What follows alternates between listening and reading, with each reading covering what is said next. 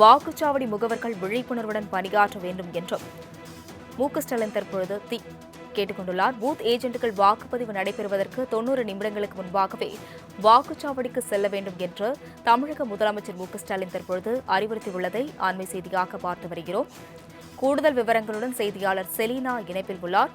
Selena, வணக்கம். தற்பொழுது சட்டசபை தேர்தல் நாளை நடைபெறவுள்ள நிலையில் விழிப்புணர்வுடன் பணியாற்றுங்கள் என்று முதலமைச்சர் ஸ்டாலின் கூறியிருக்கிறார். கூடுதல் விவரங்கள்.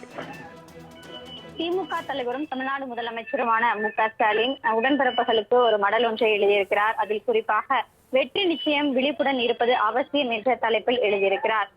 குறிப்பாக திராவிட மாடல் 2.0 ஆட்சி அமைய வேண்டும் என உங்களில் ஒருவனாக நான் நினைப்பதை விடவும் அன்பு உடன்பிறப்புகளாக நீங்களும் நினைப்பதை விடவும் மதச்சார்பற்ற முற்போக்கு கூட்டணி கொள்கையை விட தோல்வை கட்சிகள் என்பதை விட தமிழ்நாட்டில் மக்கள் மிகுந்த எதிர்பார்ப்புடன் இருப்பதாக முதலமைச்சர் தெரிவித்திருக்கிறார். 5 ஆண்டு கால திராவிட மாடல் ஆட்சி சாதனை திட்டங்கள் தமிழ்நாட்டில் இருக்கக்கூடிய ஒவ்வொரு வீட்டிலும் திருப்தி தரும் வகையிலும் பாஜக தலைமையிலான அதிமுக மற்றும் சில கட்சிகள் இணைந்திருக்கக்கூடிய தேசிய ஜனநாயக கூட்டணியில் மத்திய அரசால் தமிழ்நாடு தொடர்ந்து வஞ்சிக்கப்படுவதிலும் அடிமை அதிமுகவும் அதனுடன் உள்ள இருக்கக்கூடிய கட்சிகளும் வாக்களித்தல் அது நேரடியாக பாஜகவிற்கு ஓட்டு போடும் வாக்குதான் என்பது உணர்ந்திருப்பதாலும் பீகாரை போல தமிழ்நாட்டையும் பாஜக பின்வாசல் வழியாக நாடகம் போடக்கூடிய வகையில் தான் செயல்படுத்தப்படும் என்று தெரிவித்திருக்கிறார். மக்கள் நம்முடன் இருக்கிறார்கள், தமிழ்நாட்டின் எதிரிகளும் அவர்களின் அடிமையாக இருக்கக்கூடிய இங்கே இடமில்லை என்பதை உறுதியாக இருக்கிறார்கள் என்று தெரிவித்திருக்கிறார்.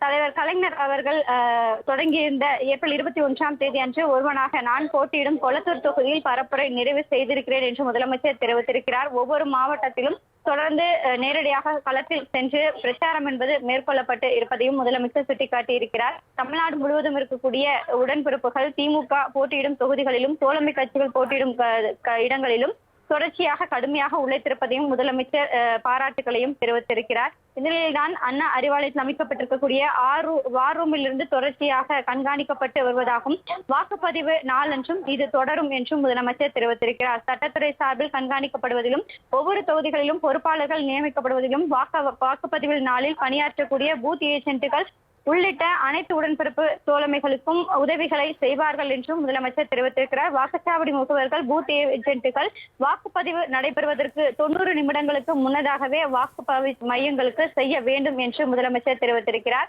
வாக்குப்பதிவன்று BLA 2 மற்றும் BLC BDA ஆகிய தங்களது வாக்கினை முதல் வாக்காக பதிவு செய்ய வேண்டும் எனவும் அதன் பின்னர் தங்கள் வளாகத்தில் இருக்கக்கூடிய தொடர்ந்து ஆதரவு தெரிவித்திருக்கக்கூடிய தோழமை கட்சிகளின் ஆதரவு வாக்குகளையும் விரைந்து பதிவு செய்திடவும் ஒவ்வொருவர் கூடி அனைத்து இடங்களிற்கும் உதவி செய்திட வேண்டும் என்றும் முதலமைச்சர் தெரிவித்திருக்கிறார்.